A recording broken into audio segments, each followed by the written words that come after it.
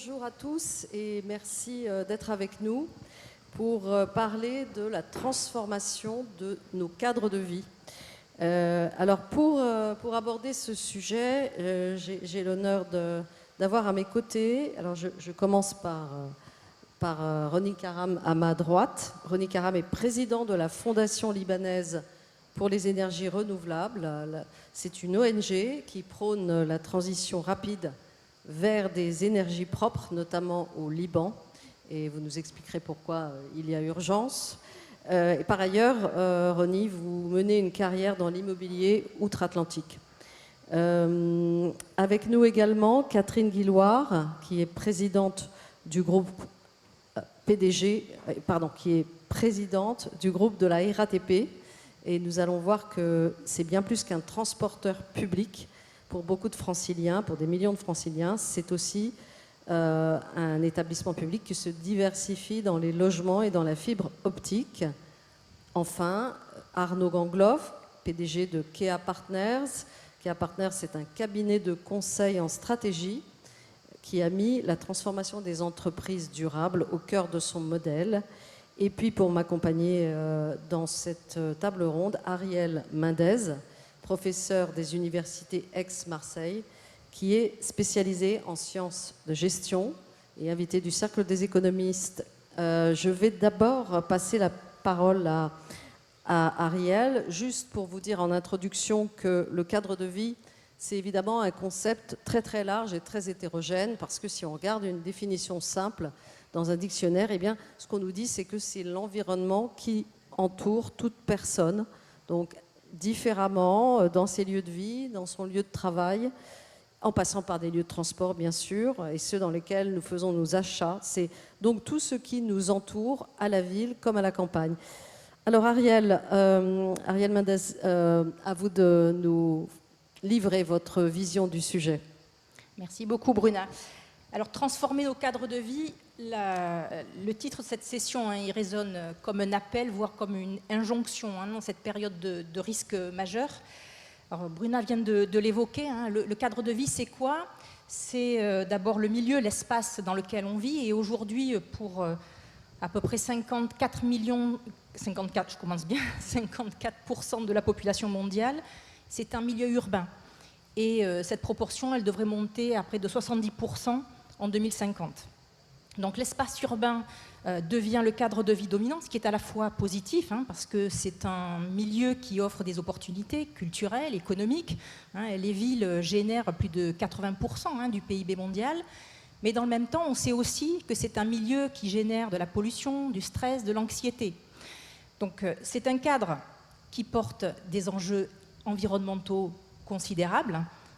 Les villes vont être confrontées de plus en plus à la montée des températures, aux questions de qualité de l'air, de gestion des déchets, d'alimentation en eau, etc.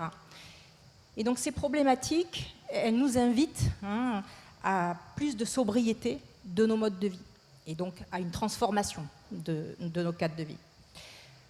Dans des villes de plus en plus peuplées, les enjeux ils sont aussi sociaux, parce que si les villes sont créatrices de richesse, la question de la répartition de cette richesse est aussi essentielle.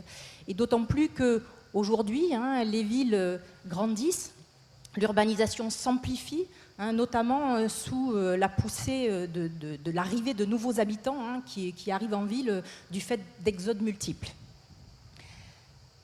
Mais on risque d'avoir une vision très partielle du problème si on ne parle que du milieu urbain, que des grands centres urbains. Parce qu'aujourd'hui, encore près d'un humain sur deux n'est pas un urbain. Et en dépit des chiffres que j'ai annoncés, depuis une dizaine d'années, et la crise sanitaire l'a amplifié, on observe un certain nombre de tendances facilitées par la technologie numérique, comme un mouvement, une aspiration à vivre dans des villes à taille humaine, voire en dehors des villes. Donc, ce qui veut dire que la transformation des cadres de vie, elle se pose aussi en dehors des grandes métropoles, c'est une évidence, dans les territoires ruraux, et avec le développement du travail à distance, certainement en interaction entre ces différents espaces. Mais le cadre de vie, et Bruna l'a indiqué aussi, c'est l'environnement qui est aussi propre à chaque individu. hein, et qui va plus concerner les questions qui peuvent être liées au logement notamment. Là aussi, la crise sanitaire a amplifié un certain nombre de mouvements. Le recours au télétravail, hein, ça devient un classique de l'évoquer. Près d'un salarié sur 3 aujourd'hui le pratique régulièrement, sans compter les indépendants, les entrepreneurs. Et même si ces chiffres masquent des disparités géographiques, socioprofessionnelles, on télétravaille plus en Île-de-France, on télétravaille plus chez les cadres, c'est un mouvement de fond qui interroge un certain nombre de choses. On a évoqué déjà tout à l'heure la question du lien social, hein, et le télétravail interroge cette question de la cohésion sociale. Mais cette tendance de fond, elle a une répercussion, hein, sur les logements qui aujourd'hui ne sont plus forcément adaptés, qui ne sont pas toujours suffisamment modulaires. Et il y a aussi des répercussions, bien sûr, sur les infrastructures de transport et numérique. Alors, les cadres de vie, vous l'avez compris, hein, ils sont variés, ils sont hétérogènes, mais il faut rajouter aussi qu'ils sont empreints de subjectivité parce que nous n'aspirons pas tous au même cadre de vie. Alors, cela étant dit, se pose la question maintenant de la manière dont il faut agir, hein, pour transformer ces cadres de vie. Compte tenu de la diversité, hein, que je viens d'évoquer, les leviers d'action possibles sont nombreux et il est clair, hein, qu'on ne va pas utiliser les mêmes solutions partout.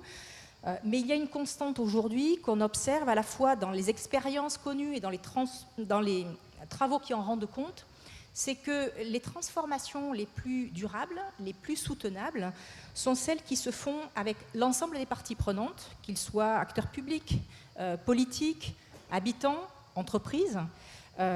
Et donc il faut cesser de séparer ceux qui produisent les cadres de vie de ceux qui les utilisent et qui y vivent.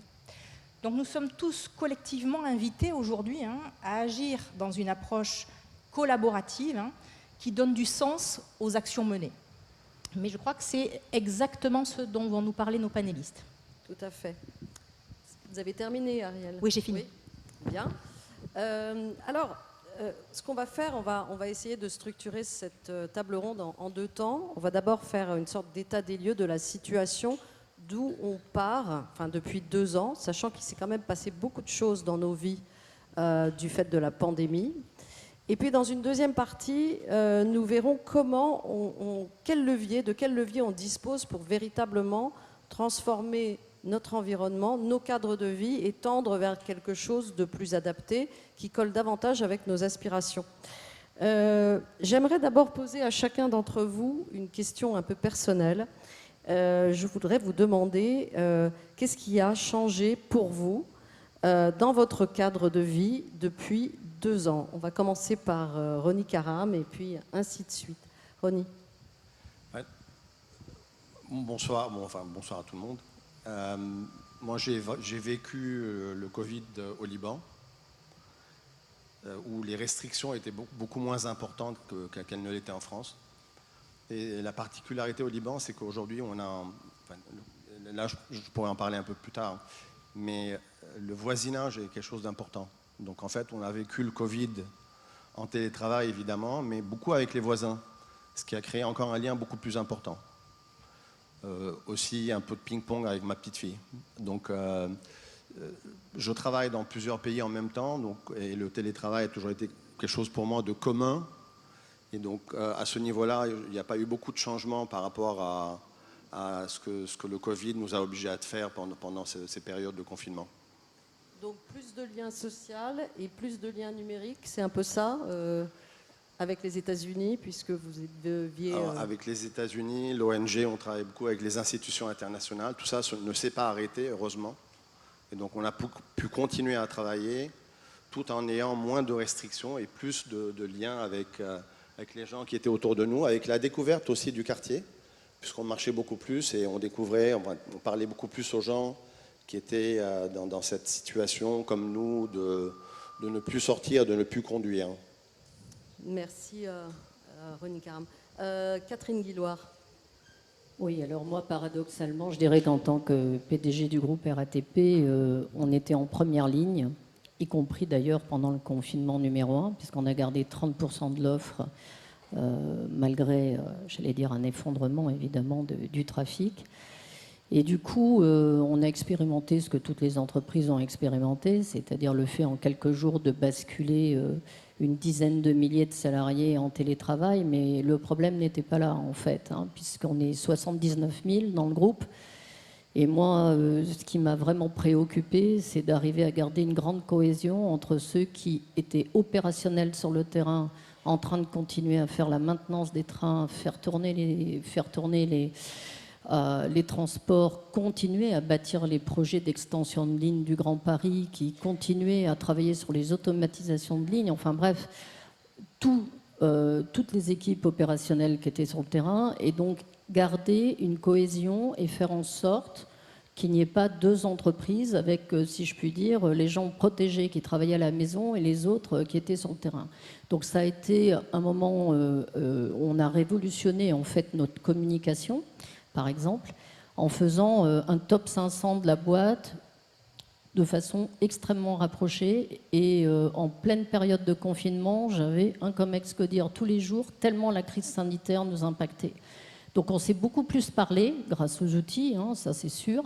Et on a complètement, si je puis dire, élevé le niveau de communication au sein de l'entreprise, qui était en soi important. Et puis mon troisième sujet, évidemment, c'était la protection des clients. Grâce à notre autorité administrative de transport, on a doublé le budget sanitaire pour les nettoyages dans les transports. Et aussi, j'allais dire, une attention portée avec le télétravail à nos salariés pour éviter, j'allais dire, pour certains, des déconnexions, etc. Et puis enfin, dernier point, et je m'arrêterai là, mais c'est fondamental, le télétravail a fait exploser le système de transport, puisqu'on a perdu environ 10% de trafic lié à ça. On voit qu'on est en train de changer de société. Si je vous disais qu'aujourd'hui, mes RER tournent le dimanche à 103% de trafic de 2019, mais qu'en semaine, ils sont à 90%, 93%. Mes métros sont à 85% la semaine et montent à 95% le week-end.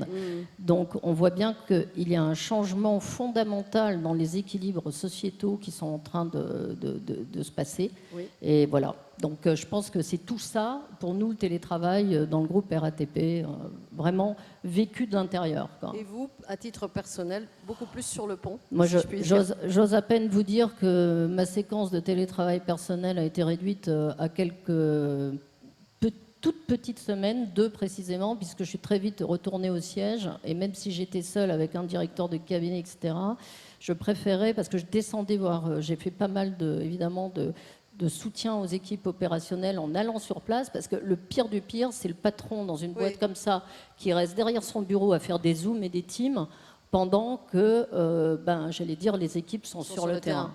Voilà. Donc, j'allais dire, pour moi, le Covid a été une période de crise très intense sur le plan sanitaire, avec beaucoup d'agilité des équipes à obtenir pour modifier les offres, transformer le réseau et le rendre sanitairement compatible.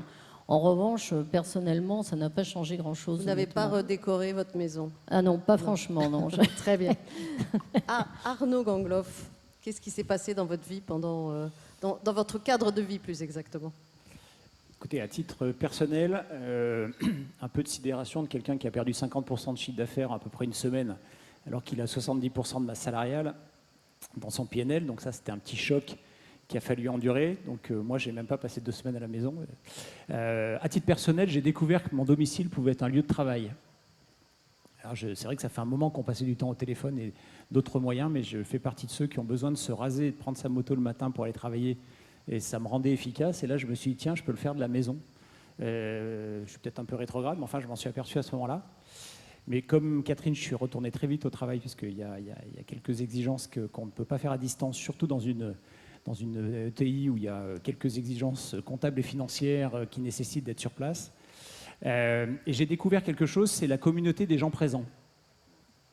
Voilà, et moi, je me suis fait plein de copains dans cette période-là. C'est les gens qui sont revenus, petit à petit. Alors, au début, j'étais tout seul, 2500 mètres carrés, j'étais tout seul, puis petit à petit, il y en a qui sont revenus, et donc c'est devenu un vrai groupe de voisins, pas tout à fait les mêmes voisins, mais moi j'ai un groupe de voisins, c'est les gens qui sont revenus. Voilà, et c'est devenu une vraie communauté, et la bonne nouvelle c'est que ça dure, parce que je peux vous dire exactement ce qui était là 3 ans après. Très bien. Juste une question rapide à la salle. Je vais juste vous demander de lever la main. Quels sont ceux d'entre vous qui ont changé de cadre de vie radicalement au cours des 2 dernières années? Non, à peu près un tiers, ouais. Bon, bah, donc c'est signe que c'est important. Alors, je vais vous demander également à chacun de me dire quelles sont selon vous les principales aspirations des habitants des villes. On a vu que les villes étaient le milieu dominant dans lequel on vit et on va vivre de plus en plus. Donc aujourd'hui, quelles sont ces aspirations et qu'est-ce qu'ils nourrissent justement comme aspiration pour leur cadre de vie? Je vais garder le même ordre de passage. Ronnie Karam. Je pense que la première aspiration, c'est que les gens veulent vivre heureux dans un cadre de vie agréable. Oui, ça paraît assez réaliste. Et la ville offre beaucoup, en fait. Oui. La ville offre évidemment le logement, mais elle offre les opportunités de travail, donc les opportunités économiques, plus d'emplois, plus d'épanouissement dans le travail. La ville offre aussi des moyens de s'éduquer. Donc les meilleures universités, en général, sont dans les villes. Les conférences et des viviers intellectuels qui sont extrêmement importants. Et le cadre ludique, donc les loisirs, les restaurants, les théâtres, les musées, tout ce qui est culturel que les villes peuvent offrir. Aussi, les villes offrent de l'anxiété, comme on a parlé, offrent de l'isolement, offrent de la solitude et offrent de la pollution, donc qui peuvent impacter négativement la santé de chacun. Et aujourd'hui, il y a une aspiration à exploiter le maximum ce que la ville peut amener, tout en réduisant évidemment les désavantages. C'est-à-dire que sur ces 2 derniers points, la solitude et les nuisances environnementales, il y a peut-être plus d'attentes qu'avant. Vous diriez ça? Énormément. Oui. Aujourd'hui, on veut des villes plus vertes, plus agréables. On veut des espaces verts, on veut réintroduire la nature dans la ville. On veut des espaces où on peut échanger. Et on veut évidemment un environnement qui est beaucoup plus sain. Donc aujourd'hui, c'est une aspiration extrêmement importante. Catherine Guillouard, on veut aussi de la mobilité, hein, autrement. Oui, je pense que d'abord le droit à la mobilité, indirectement, il est attaché à l'accès à l'emploi, à l'accès à la culture, aussi aux liens conviviaux qu'on peut avoir avec sa famille en se déplaçant, etc. Donc nous, on a pris un engagement qui est très fort. D'abord, on s'est choisi une raison d'être qui est s'engager chaque jour pour une meilleure qualité de ville. Donc vous voyez que le groupe RATP, aujourd'hui, qui a une composante évidemment centrale, transport public, mais qui fait aussi du logement, qui, vous l'avez dit, qui fait aussi de la connectivité et qui est dans les nouvelles mobilités, puisqu'on opère en gros 13 modes de transport dans 14 pays.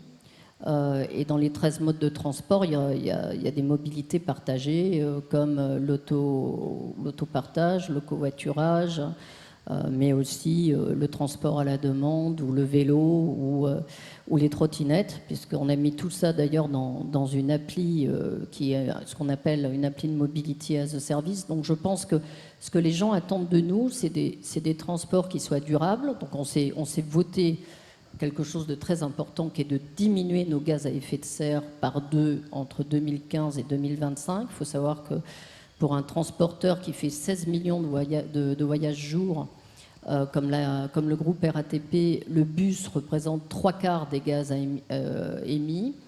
Et on convertit de façon accélérée actuellement nos 25 centres dans la région parisienne au biogaz et à l'électrique. On a déjà converti 48% du matériel roulant, c'est-à-dire des bus, grâce à Île-de-France Mobilité. Ce sont des programmes qui coûtent évidemment cher, donc l'investissement est d'1,8 milliard. Oui, ouais. effectivement. Et on est en train, là, on a fait à peu près, on a converti 9 centres sur les 25, on en a 10 en chantier, il y en aura 15 à la fin de l'année, et on tient cette feuille de route qui est très importante, sachant qu'après le métro, et le tramway et le RER ont la magie de fonctionner à l'électricité. Donc quand vous prenez un de ces modes de transport, vous émettez 60 fois moins de gaz à effet de serre qu'une voiture. Donc nous, notre ennemi, c'est la voiture et l'autosolisme. Et j'en profite pour dire quelque chose qui est fondamental dans les villes, c'est que quand vous avez un système de mass transit dans une ville, il y a un sujet d'espace public, stratégie d'espace public qui est très très important, puisque vous voyez, si je prends un des RER, que ce soit le A ou le B, d'ailleurs peu importe, c'est l'équivalent d'une autoroute à 2 fois 14 voies. Donc oui. Évidemment, quand on transporte dans un sens 50 000 voyageurs entre, par exemple, au centre de Paris sur le RER A, c'est évident que tout cet espace qui n'est pas préempté parce que les transports sont densifiés, vous pouvez faire au-dessus des espaces verts, vous pouvez avoir un aménagement de la ville qui est beaucoup plus intelligent. Donc ça, c'est un point majeur de force du mass transit. Et puis, la RATP sait faire des projets où elle a des actifs industriels, comme un centre-bus, où elle construit au-dessus une crèche, des logements sociaux, une résidence étudiante. Ce que je vous décris là existe, hein. C'est dans le 14e, c'est au-dessus du dépôt de Corentin, où on a 90 bus dans le centre, une crèche avec 90 berceaux, 265 logements étudiants, des jardins ouvriers.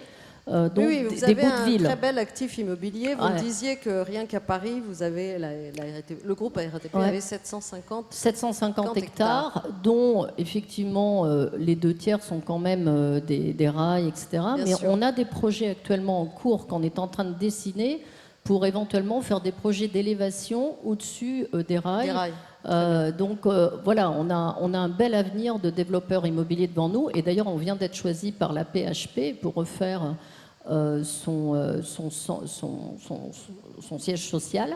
Et on a gagné ce marché avec BNP Real Estate et avec Apsis. Et en fait, ce qu'on va faire, c'est un centre de mobilité, un accueil pour les femmes qui sont en situation difficile, des logements pour les personnels de la PHP pour éviter qu'ils viennent de grandes banlieues et qu'ils soient sur place, des logements sociaux, et on refait en plus évidemment le siège social de la PHP. C'est ça nos projets, et je pense que quelque part le groupe a ses savoir-faire intégrés d'ingénierie, de maîtrise d'ouvrage, de projets complexes qui font que notre raison d'être est vraiment cette amélioration de la qualité de vie bien au-delà des transports en fait. Voilà.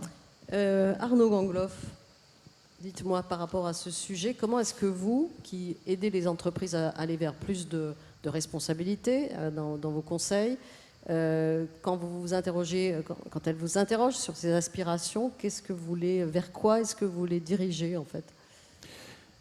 Je pense qu'avec le Covid, on a cru à un moment donné que c'était la fin des villes et que tout le monde allait partir en campagne. C'est quand même une douce illusion d'optique. Alors ça ne veut pas dire, et j'adhère à ce que disait Ariel, que concrètement parlant, pour certaines campagnes ou pour certaines zones de ruralité, ça ne change pas un petit peu la donne, mais enfin à l'échelle des villes, malheureusement, il faut quand même avoir en tête que le gros sujet, c'est la métropolisation, et on en est plutôt au début. Je ne vais pas paraphraser ce que vous avez dit précédemment. Alors ça, c'est un mouvement, il faut s'occuper des gens en métropole, et alors la mauvaise nouvelle, c'est que la métropole, elle concentre beaucoup des choses dont on n'a plus vraiment envie. Besoin même, éventuellement. Espérons qu'on y mette ce qu'on a besoin, mais déjà, c'est pollué, c'est bruyant, c'est pas au cœur des problématiques de diversité et de biodiversité. Quand on fait les études, et on revient sur des choses que Ronnie a pu dire et que je vais reprendre, il y a 2 grandes utopies, finalement, qui dominent. La première, qui est l'utopie de la nature, qu'il faut être capable de reproduire aussi bien qu'on peut le faire. Et la deuxième, c'est l'utopie du village. La ville du quart d'heure. La ville du quart d'heure. C'est-à-dire comment fait-on pour avoir autour de soi tout ce dont on a besoin, à commencer par son cadre de travail, mais des lieux de vie, des lieux de commerce, des lieux de rencontre dans ce cadre-là. Et là-dessus, ce qui me semble important, alors je n'ai pas eu le plaisir d'accompagner Catherine sur sa raison d'être, parce que vous pourriez penser qu'on avait préparé ça ensemble, mais nous, notre conviction, en fait, c'est que la qualité de vie et la qualité du cadre de vie demain, c'est la qualité de la ville. Voilà, et je suis à ce titre-là assez fanat de la raison d'être de la RATP. Je vais me la réapproprier tout de suite. D'accord. Alors, il y a, on voit un peu les aspirations, plus de verdure, des villes plus agréables à vivre, plus inclusives, si possible, une myriade de villes du quart d'heure. Enfin, ça, c'est dans un schéma idéal. Quels sont les complexités qui font que c'est difficile finalement d'atteindre ces objectifs. Qu'est-ce qui bloque aujourd'hui Arnaud Gangloff? Alors, je serais un peu long si j'essayais d'aborder absolument tous les sujets. Non, mais les je voudrais me principaux. focaliser sur un, qui est quand on lève dans ces zones de métropole et en particulier dans les villes, quand on lève la tête, il y a certes des logements et des commerces, mais enfin, il y a quand même beaucoup de bureaux. Et donc ça pose la question de la place de l'entreprise. Et je pense qu'intrinsèquement, l'entreprise, c'est un cadre de vie. Et il faut être capable de la regarder comme telle. Et cette entreprise, elle a quand même été très fortement percutée par ce qui est arrivé. Et on a juste remis en cause à peu près 200 années de salariat en moins de 6 mois. Sur deux notions fondamentales qui fixent le lieu de travail, qui fixent le cadre de vie. La première qui est la frontière physique entre ce lieu de travail et son domicile, qui a été fortement re-questionnée. Et la deuxième qui est la frontière temporelle. En fait, là où on pensait qu'on travaillait 35 heures et ceux de 9h à 17h, en fait, la réalité, c'est qu'on voit bien que les choses ont beaucoup changé.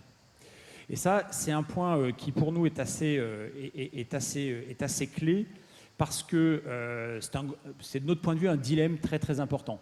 Parce qu'on voit bien que c'est à la fois une grande aspiration. Et le télétravail répond à une grande aspiration. C'est l'aspiration de la flexibilité, c'est l'aspiration du confort et d'une certaine rapport, je ne sais pas si c'est une bonne idée, mais enfin, en tout cas d'une certaine individualisation dans la relation de travail. Donc on le voit bien, nous, sur le recrutement, on le voit sur la fidélisation, que c'est un atout qui est majeur. Mais dans le même temps, quand on regarde les enjeux du futur du travail, en particulier avec nos amis des mines ParisTech, sur lesquels on travaille beaucoup sur ce sujet du futur du travail, ça pose quand même 4 questions majeures. La première, c'est que même si elle est choisie, c'est une forme d'ubérisation. D'accord ? Oui. Et je pense que je suis très caricatural là-dessus, mais ce n'est pas totalement faux comme toute caricature. On ne peut quand même pas limiter son relation d'entreprise à un contrat de travail et à un écran Teams. Ça, même si on le choisit, c'est un sujet.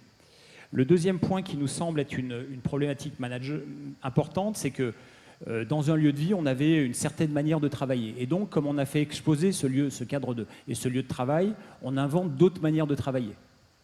Le problème, c'est que d'autres manières de travailler, c'est d'autres manières de contrôler. Et d'autres manières de contrôler, c'est éventuellement d'autres manières d'abuser. Et quand je vois un certain nombre de métiers dans lesquels on commence à avoir des trackers électroniques pour vérifier ce que font les collaborateurs, ça me rappelle la pointeuse, je n'ai jamais trouvé que c'était une très bonne idée. Et le deuxième point qui me paraît encore un peu plus gênant, c'est que ça ramène les gens fondamentalement dans un rapport à l'objectif et au résultat, puisqu'en fait on n'a plus les moyens de voir l'effort qui est consenti. Et je ne suis pas sûr que ce passage à l'objectif et au résultat, ce soit une finalité acceptable pour l'ensemble des gens qui travaillent. Je pense que ça, pour un certain nombre de catégories, c'est une idée qui existe et les objectifs sont là pour les animer, mais je ne suis pas sûr que ce soit une bonne idée. Le troisième point, je fais une parenthèse là-dessus, mais j'ai une sensibilité très forte sur le sujet, c'est les métiers qui ont des enjeux très forts de sécurité opérationnelle. Oui. C'est un problème. C'est un problème parce que la distanciation, c'est aussi la distanciation à la règle. C'est la distanciation à la pratique métier, à la règle métier. C'est un sujet que j'évoque beaucoup avec l'alter ego d'Air France de Catherine, qui est Anne Rigail chez Air France. Cette question de la sécurité, elle est majeure, et l'éloignement éloigne aussi les gens de la règle et augmente l'accidentologie. Et donc dans des métiers où on est très sensible à ces sujets d'accidentologie, je pense que c'est un souci. Et le quatrième point, peut-être un tout petit peu pernicieux, mais qui arrive, c'est que cette forme de repli sur soi, de repli sur un cadre, loin de ce lieu de travail et cette communauté de travail, un certain nombre d'études sont en train de montrer que ça se traduit aussi sur le plan démocratique. On s'éloigne de la vie démocratique, on s'éloigne de la vie de la cité, et en particulier, on s'éloigne de ce droit démocratique qu'est le vote. Je ne suis pas sûr objectivement qu'on puisse expliquer les taux d'abstention de la dernière élection par ça, mais c'est une tendance qu'on commence à voir et qui est une préoccupation. Et moi, ce que je vais conclure là-dessus, c'est que je pense qu'on s'est beaucoup adapté sur ces lieux de travail, sur ce cadre de vie professionnel, à une situation conjoncturelle de manière un peu tactique, avec des déclarations ou des entreprises qui sont passées sur le tout télétravail. Et je pense qu'on est en train de faire une grosse erreur. C'est une question éminemment stratégique. Et c'est une question qui est non seulement une question d'entreprise, mais c'est une question de choix de vie, de rôle de l'entreprise et de rôle de travail dans la vie de chacun. Et à ce titre-là, c'est absolument central dans la question du cadre de vie. Très bien. On va passer à la deuxième partie de cette session. Oui, 10 minutes de débat, mais dans combien de temps? Ah oui, d'accord. Pardon.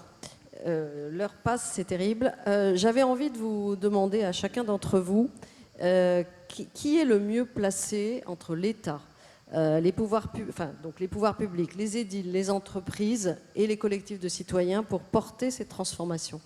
Catherine Guilloire. Bon, je pense que c'est un écosystème. Il n'y a personne qui détient, j'allais dire, la vérité. La preuve, c'est que quand on voit l'ampleur des investissements qui sont nécessaires dans le transport public en Ile-de-France, la RATP a investi 8,4 milliards entre 2016 et 2020 et va réinvestir le même montant sur 4 ans. L'année dernière, on a sorti 2,4 milliards d'investissements en Ile-de-France et 300 millions en Toscane, 2,7 milliards sur un chiffre d'affaires de 5,8 milliards. Donc la RATP, c'est une machine à investir. Elle est machine à investir dans les, j'allais dire parce qu'elle a un contrat de délégation de services publics avec Île-de-France Mobilité. Donc ça, c'est déjà un premier point. Donc la région est clé. L'État aussi est clé puisqu'il y a un contrat de plan entre l'État et la région pour financer un certain nombre de grands investissements de transport. Moi, ce qui me préoccupe aujourd'hui, c'est que cet écosystème, il est face à une crise de financement majeure. Parce que le niveau d'investissement est là, les recettes ont considérablement baissé quand même suite au Covid, et aussi parce qu'on n'a pas touché à la tarification. Et donc, il est temps de trouver des nouveaux modes de financement des transports publics qui tiennent compte des externalités positives que génèrent ces financements. Je voudrais dire un mot. Quand on a ouvert Mairie de Saint-Ouen, qu'on a étendu la 14, qu'on a mis Saint-Lazare à 15 minutes par un métro automatique qui passe à 80 km/h dans des tunnels construits par main d'homme et que le prix de l'immobilier à Saint-Ouen a fait plus 55% dès l'instant où le métro, enfin dans la période où les gens savaient, les promoteurs savaient que cette infrastructure majeure arrivait, 0 euro ou quasi a été fléché sur les investissements de transport de cette manne, de cette externalité positive que nous générons. Donc, je veux dire, il y a eu plusieurs rapports, Cour des comptes, Blanchard-Tirol, maintenant Institut Montaigne. Il est vraiment temps de réinjecter un mode de financement qui tienne compte de ces externalités positives, qui permettent de flécher.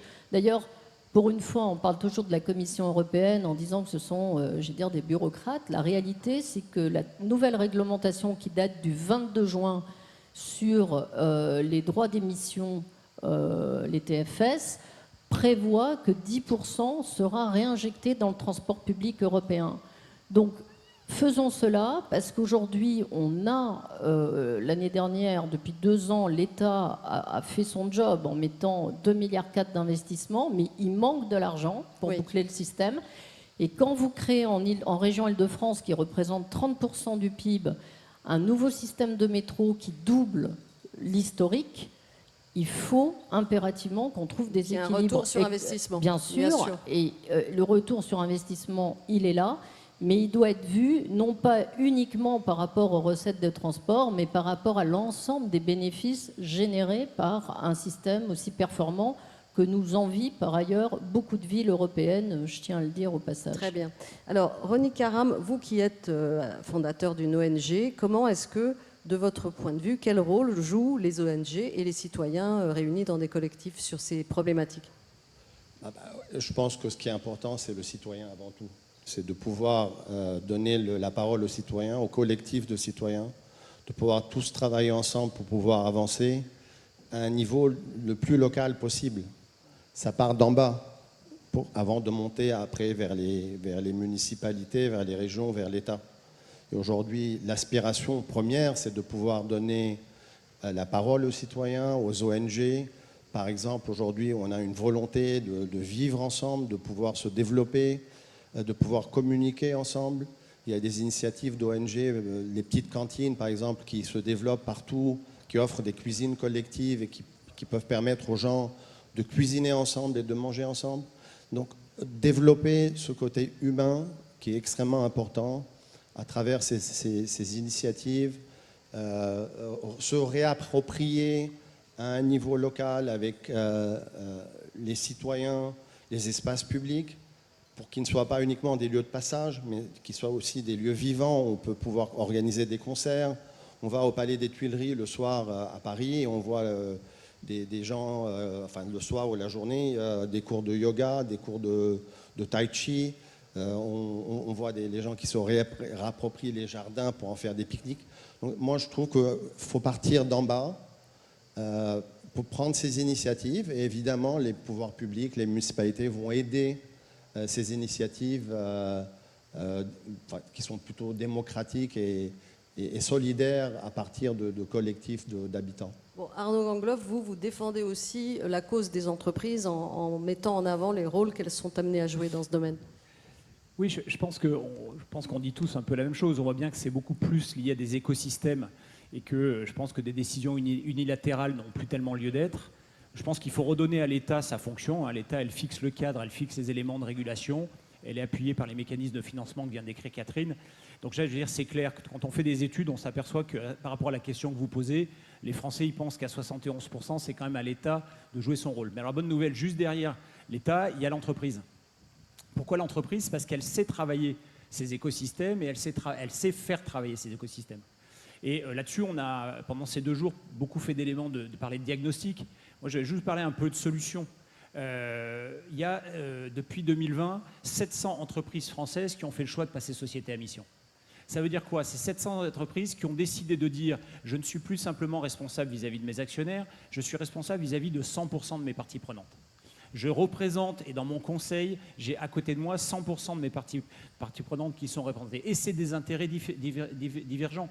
D'accord? Un salarié, un collaborateur, un citoyen, un cadre, un dirigeant d'entreprise, un actionnaire, on a des intérêts divergents et donc on crée les conditions du dialogue. L'entreprise, elle sait faire ça. Donc moi, je dis, il faut pousser cette logique-là. Il faut pousser de dire, à un moment donné, il faut aller sur des entreprises qui incarnent cette responsabilité et qui ne restent pas dans le silo de la responsabilité et du profit parce qu'il faut regarder la société. Et je pense qu'il y a 3 choses à faire majeures sur lesquelles il y a des gens qui sont très engagés. Il faut revoir les gouvernances. Ce n'est pas possible aujourd'hui de ne pas avoir de gouvernance de partager. D'accord ? À côté ici, on a un bien commun absolument remarquable qui est le Rhône. Je vous incite à regarder comment la Compagnie nationale du Rhône a travaillé en ayant Engie et à côté d'Engie 187 collectivités dans son capital. C'est quand même assez remarquable. Le deuxième point, c'est les modèles opérationnels. On ne peut pas parler de verdure, on ne peut pas de nature, on ne peut pas parler de ville du quart d'heure sans se refondre du point de vue de la circularité, des circuits courts, de la décarbonation, de la biodiversité. Et puis le troisième point, c'est la question du management. Moi, je pense qu'on est obligé de se réinventer sur l'angle du management pour un management qui est plus éclairé. Le management, on lui a appris à suivre des résultats, à faire de la performance. Maintenant, il faut lui apprendre aussi à traiter les problèmes de société dont on est en train de parler. Ça s'apprend, ce n'est pas spontané, ce n'est pas naturel. Et donc, il y a un enjeu des dirigeants d'entreprise à travailler auprès de ce management pour l'éclairer d'autant plus. Alors, avant de passer la parole à la salle et à ceux qui nous écoutent, une question très rapide et des réponses très rapides. Qu'est-ce qui, si on regarde des objets urbains auxquels on est tous habitués, les parkings, les commerces, les bureaux, qu'est-ce qui, à votre avis, va le plus changer, l'objet dont l'usage va le plus bouger au cours des 5 ou 10 prochaines années? Rony, puis Catherine Guillouard, puis Arnaud. Moi, je pense qu'au niveau des logements, aujourd'hui, il y a le problème du fait que la ville est chère, elle n'est pas abordable, surtout pour les plus jeunes. On est obligé de réduire les espaces et on est obligé de rendre des espaces plus communautaires. Donc de partager des espaces comme des cuisines communes.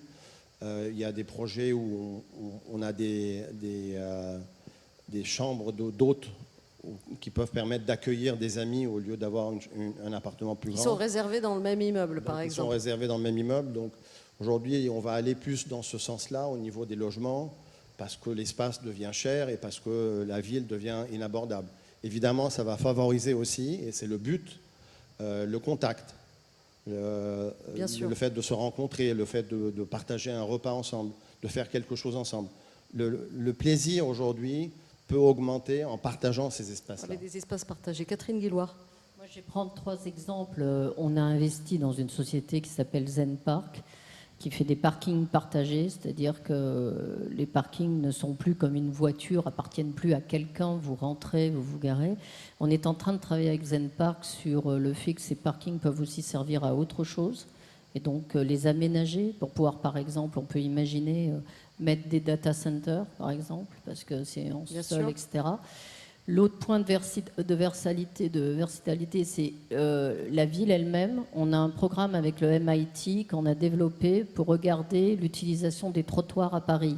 Parce qu'on pense qu'effectivement, notamment pour améliorer la circulation des bus, et puis aussi parce que de plus en plus, des bouts de ville le parking devient, pendant la semaine est un parking, et le week-end peut devenir une aire de jeu, etc.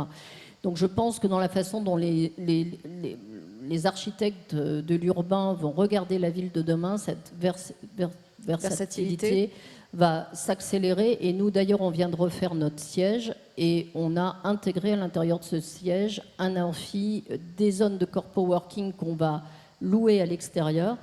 Et on a un programme pour développer ça. On va développer à peu près 140 000 m² de corpo working d'ici 2025. C'est-à-dire que ça va devenir un de nos business dans le cadre de Solutions Ville, parce qu'on pense qu'effectivement, cette plasticité, y compris des infrastructures, va devenir de plus en plus importante. Arnaud Gangloff. Oui, sans paraphraser ce qu'il vient de dire, je pense que effectivement la flexibilité, la modularité va être le sujet clé. En fait, comment on utilise mieux les mètres carrés à disposition. Rappelons-nous quand même qu'à partir de 2050, en plus, on ne pourra plus artificialiser des nouvelles surfaces, donc il faudra s'occuper des surfaces en place. Et donc, je citerai un autre exemple comme Wojo, par exemple, qui imagine avec Accor réutiliser une partie des chambres d'hôtel pour développer des lieux de travail de proximité et permettre à chacun d'avoir son lieu de travail en dehors de chez lui à moins de 500 mètres. Et plus globalement, cette question de maximiser les usages sur tous les modèles et des modèles partagés. Et là-dessus, je pense qu'on ne pourra pas se passer d'une certaine verticalisation de la ville. Oui. Et encore une fois, en y travaillant, le plaisir d'y être, la végétalisation qui va bien. Parce qu'encore une fois, si on veut que cette végétalisation, cette quart d'heure serve tout le monde, je pense qu'il y a un point qui est majeur de ce point de vue-là, c'est de ramener tout le monde dans les villes, tout le monde dans les centres-villes, et que ce qu'on est en train de se dire, ça profite à tous. On voit bien que la ville s'organise sur les gens plutôt à revenus ou plutôt sociaux, et que pour les cadres intermédiaires, pour les populations intermédiaires, c'est un petit peu plus difficile. Il faut que ce qu'on dit là profite à tout le monde. Ça passe en particulier par un foncier qui est moins cher pour chacun. Bon, 10 secondes, hein, Catherine. 10 secondes, juste pour dire que ce que Arnaud rêve de faire, on l'a fait, puisqu'on a transformé les ateliers de la 12 avec la plus grande toiture végétalisée de Paris. Ça fait plus de 6000 m². Il y a 200 logements et là aussi des commerces et une crèche qu'on a essayé de respecter pendant les travaux parce qu'on l'a modernisé et donc on faisait un arrêt des travaux de 14 à 16 heures, je tiens à le dire, pour les bambins. Donc voilà, c'est aussi ça, tenir compte des parties prenantes quand vous faites un grand projet d'infrastructure. Très bien, merci. Je passe la parole à ceux d'entre vous qui ont des questions à poser ou veulent exprimer des remarques.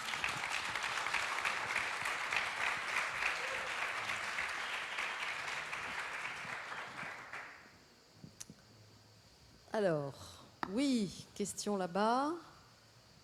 Ça arrive, le micro arrive.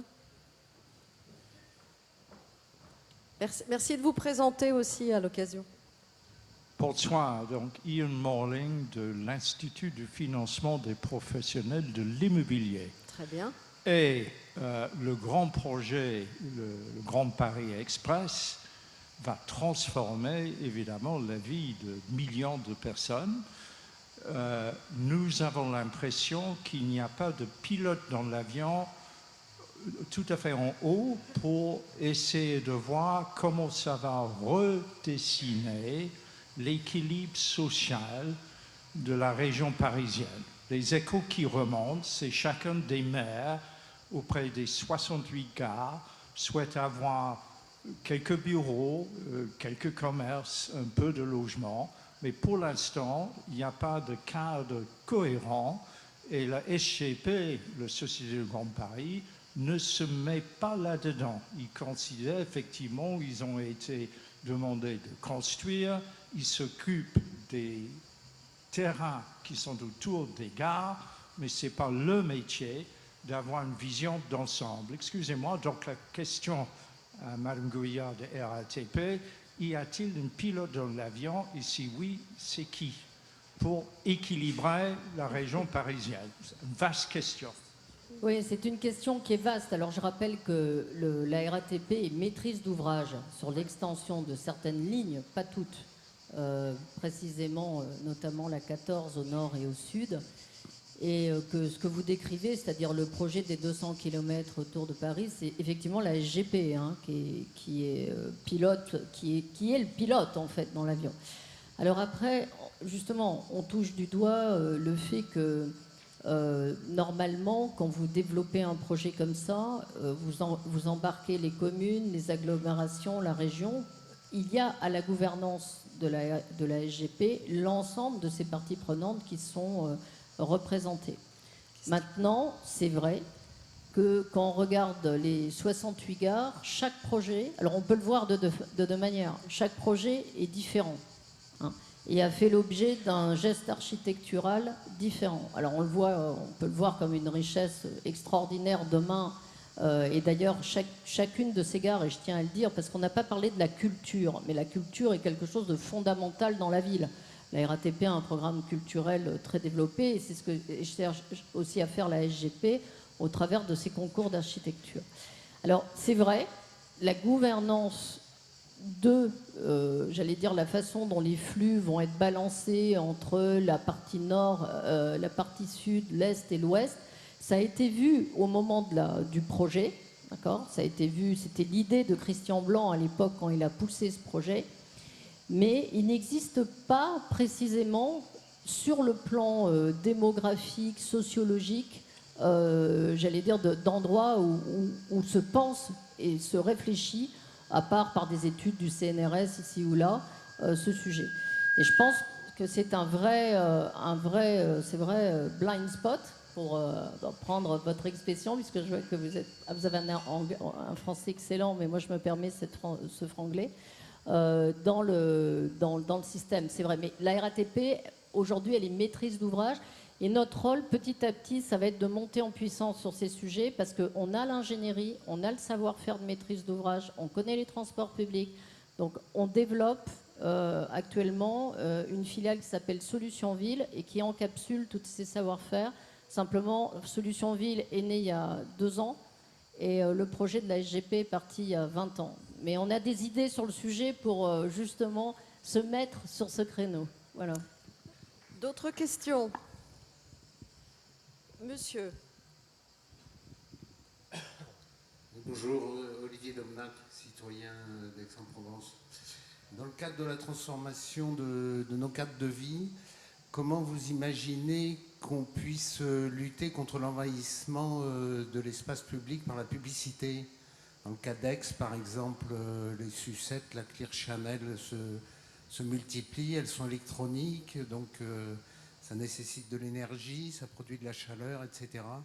Comment peut-on imaginer que ça arrête d'envahir et, si possible, que ça diminue ?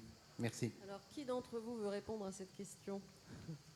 Je ne veux pas monopoliser, mais sur le métro parisien, on a effectivement aussi ce type j'allais dire, de publicité. Il faut savoir que, par exemple, dans le marché que nous avons passé, qui est un appel d'offres, on a veillé à ce que les critères environnementaux soient très élevés. Moralité, quand on regarde ce qui était avant une affiche publicitaire de ce type et aujourd'hui celle qu'on a mise sur le métro parisien, la consommation énergétique a été diminuée par 4.